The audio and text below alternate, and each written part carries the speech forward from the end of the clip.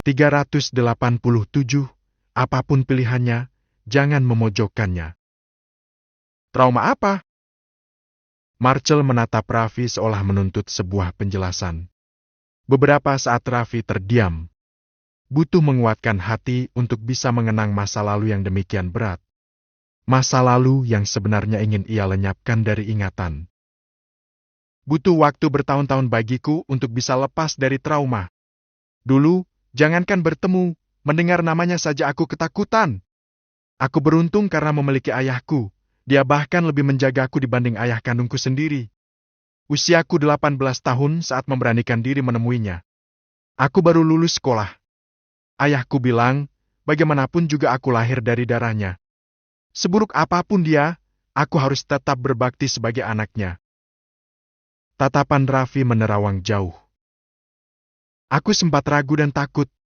Ayah menyarankan aku salat istikharah untuk memantapkan hati.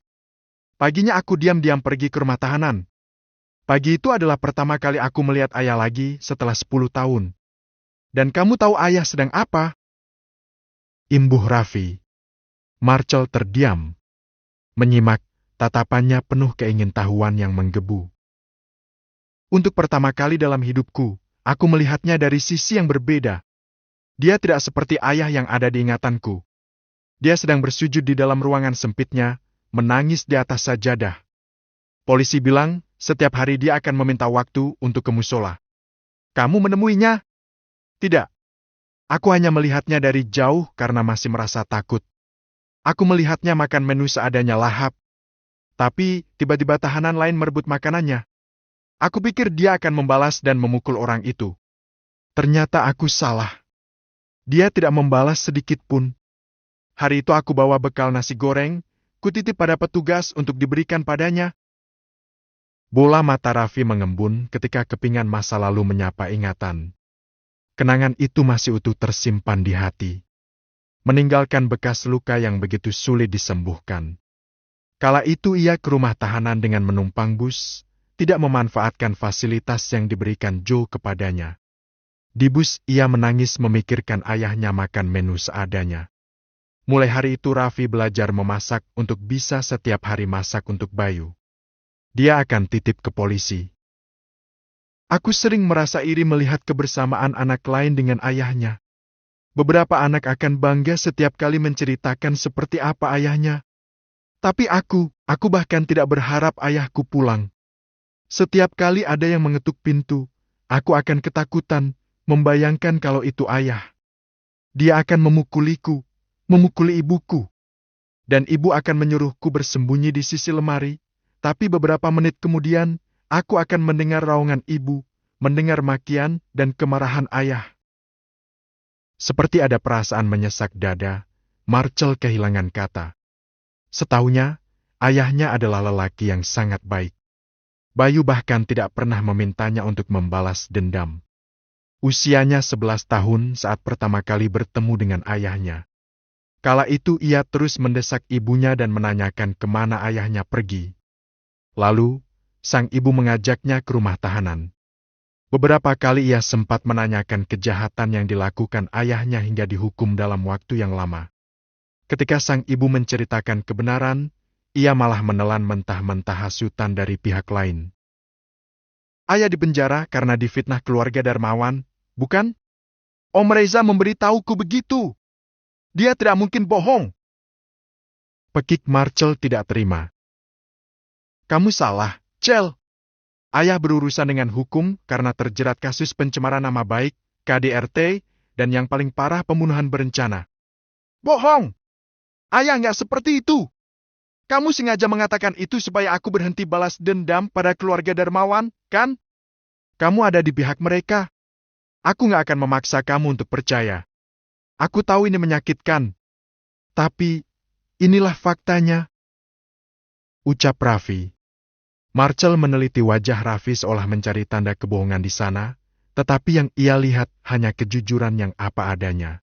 Dada lelaki itu semakin sesak ketika Raffi bercerita tentang dirinya yang pernah disekap Bayu di sebuah gedung kosong, hingga membuatnya terluka. Kejadian terakhir itulah yang akhirnya membuat Bayu menyadari semua kesalahannya. Kenapa ibu tidak pernah memberitahu ini? Supaya kamu tidak ikut membencinya dan tetap memandangnya sebagai ayah yang baik. Ucap Raffi.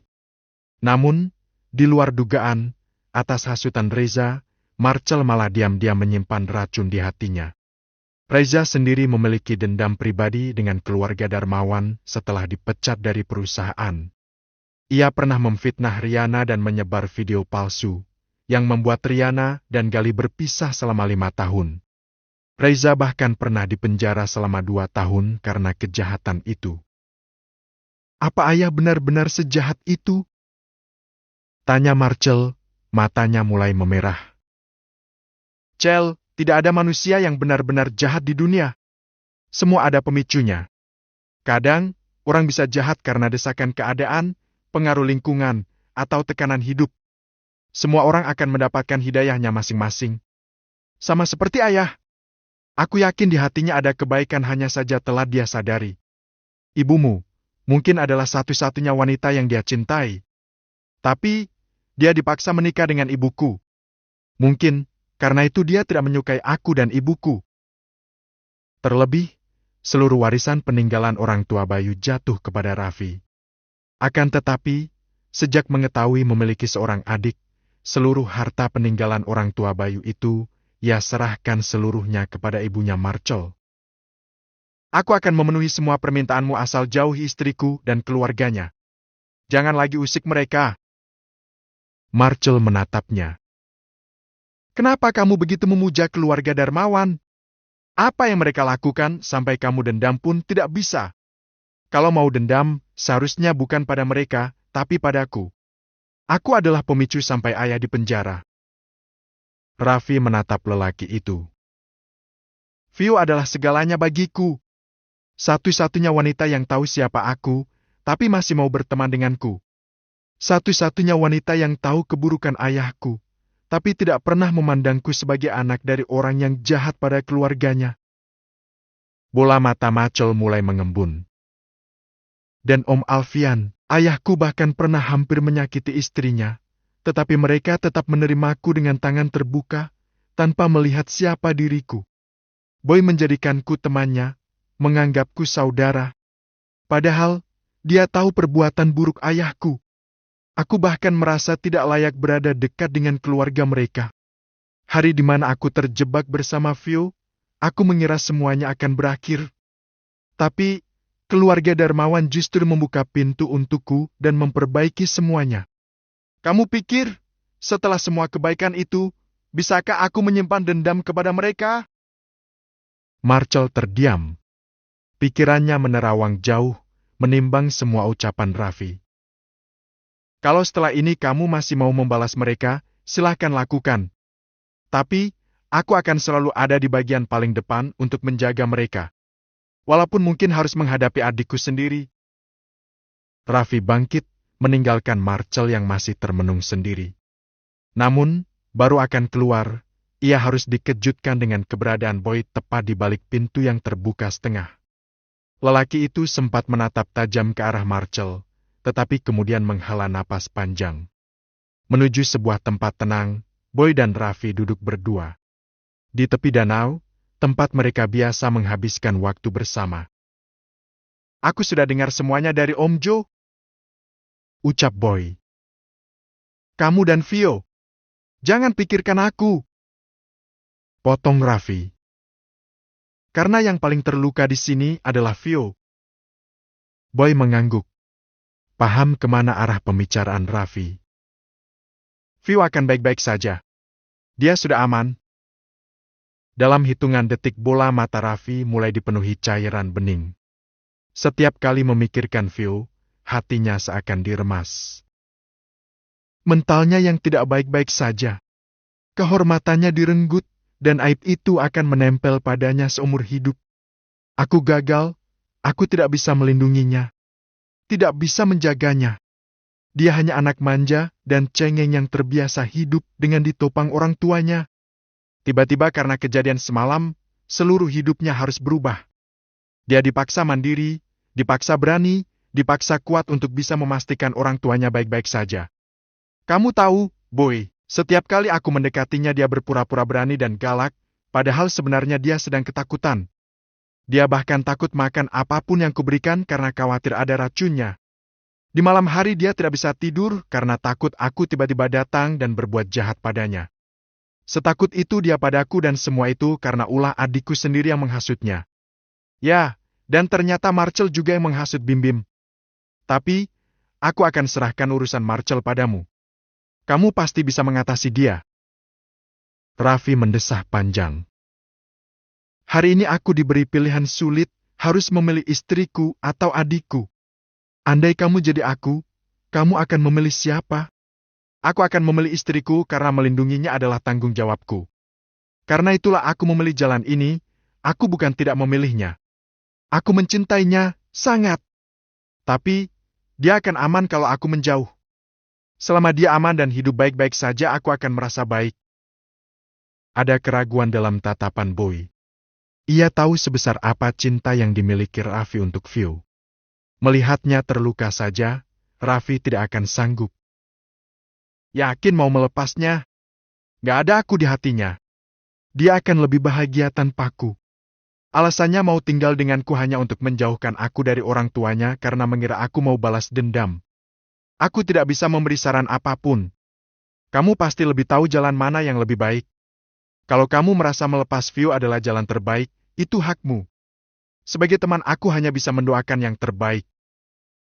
Sementara itu, rumah keluarga Darmawan suasana mulai lebih tenang setelah Vio bisa beristirahat di kamar dengan ditemani Riana dan Iren.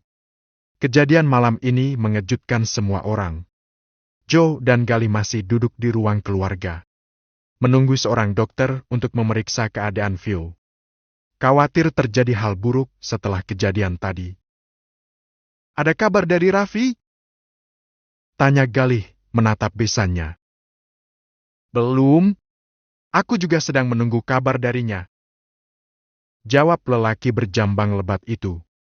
Ketika Iren keluar dari kamar sambil mengusap air mata, Joe segera bangkit dan mendekat. Membawa istrinya ke sudut ruangan. Tampak jelas kekhawatiran dalam tatapan wanita itu. Di mana Raffi? Kenapa dia tidak ikut? Apa dia tidak mengkhawatirkan istri dan calon anaknya? Tenang dulu, sayang. Biar aku ceritakan pelan-pelan. Ayo, duduk. Ucap Joe lembut. Iren mengikuti arahan suaminya. Ia duduk di kursi. Mendengar ketika Joe memberitahu apa yang terjadi, juga tentang Marcel, yang merupakan anak bayu dari wanita lain yang ingin membalas dendam karena ayahnya dipenjara. Fakta tersebut pun membuat wanita itu sangat terkejut. Tidak menyangka bahwa Raffi bisa menutupi rahasia besar dan menyimpan seorang diri. Iren menyeka air mata, entah harus menyalahkan siapa. Kenapa Raffi menyembunyikan semuanya dari kita? Kenapa dia menutupi kejahatan adiknya? Itu tidak bisa dibenarkan. Aku tahu itu tidak benar. Tapi, aku yakin dia punya alasan sendiri. Raffi bukan seseorang yang sembarangan bertindak, dia akan memikirkan semuanya dari sudut pandang yang berbeda. Air mata Joe merebak untuk pertama kali. Ia yang selama ini terlihat kuat dan tangguh kini menunjukkan sisi rapuhnya sebagai seorang ayah. Untuk pertama kalinya aku melihat Raffi begitu hancur. Dia terpuruk. Saat dia diminta memilih antara istri atau adiknya, saat itu juga aku melihatnya begitu tertekan. Aku bahkan tidak bisa berbuat apa-apa untuknya. Iren mengusap bahu suaminya. Tak ada kata yang terucap dari bibirnya. Pikiran hanya tertuju kepada putranya.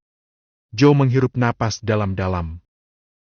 Anakku, dia harus melindungi orang-orang di sekitarnya sendirian, memendam semuanya sendirian. Dia berdiri di tengah-tengah dan tidak mau melukai siapapun. Dia merasa semua yang terjadi adalah karena kesalahannya. Jadi, tolong, apapun jalan yang dipilih Raffi, jangan memojokkannya. Mental anakku itu sedang tidak baik-baik saja. Joe masih mengusap ujung mata ketika Raffi muncul dari ambang pintu. Menatap semua orang yang ada di ruangan itu, tatapannya seperti menyimpan beban besar.